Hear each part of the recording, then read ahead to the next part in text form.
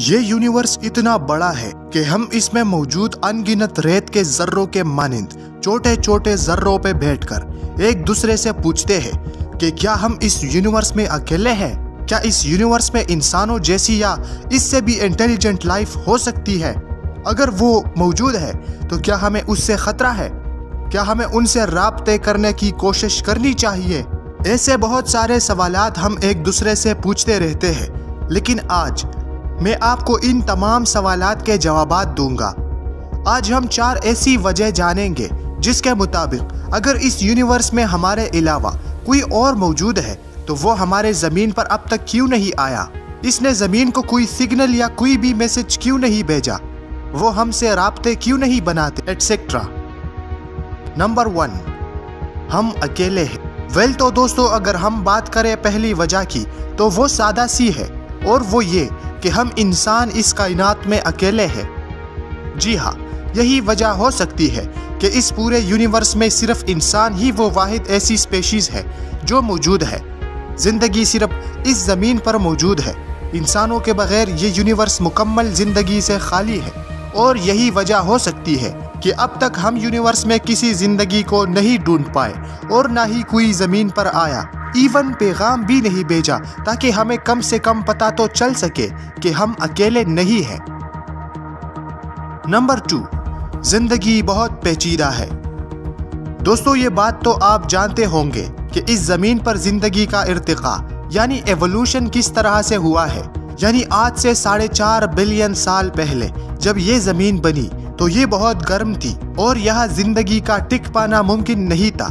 सो धीरे धीरे वक्त के साथ जब ये जमीन ठंडी होती चली गई तो फिर स्पेस से एस्टेरॉयड की बरसात शुरू हुई और हर एक एस्टेरॉयड अपने साथ पानी लाता गया और यूं ये जमीन पानी से भर गई और तकरीबन जमीन का 71% हिस्सा पानी पानी हो गया।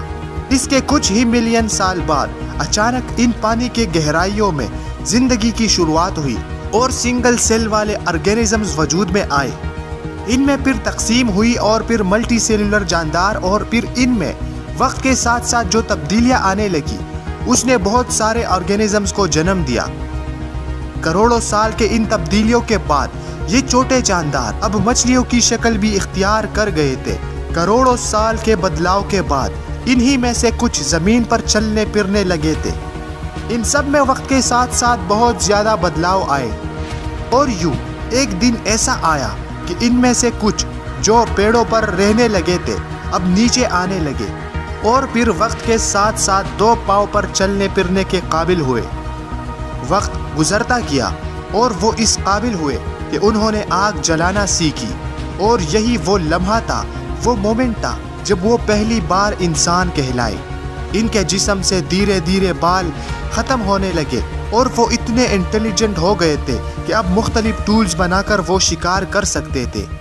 आगे जाकर लाखों साल बाद यही इंसान, इनमें लैंग्वेजेस डेवलप हुई। इनके औलादे यानी हमने इस दुनिया को बदल डाला। इस सारी कहानी को मुख्तसर में सुनकर शायद आपको अजीब लगा हो, लेकिन यही फैक्ट है और ज़मीन पर जिंदगी इसी तरह से इवॉल्व हुई है और इसी बदलाव को एवोल्यूशन कहते हैं।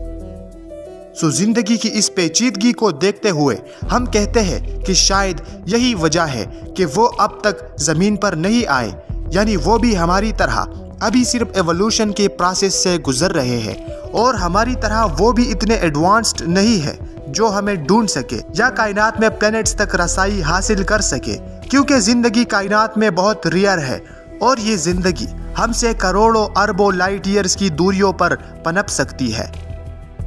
नंबर 3, वो नहीं बच पाए। बहुत सारे माहिरीन इस बात को मानते हैं कि इस यूनिवर्स में जिंदगी मौजूद थी, लेकिन शायद वो तबाह हो गई। आप सोच रहे होंगे कि ऐसी कौन सी वजह हो सकती है इनके तबाह होने की?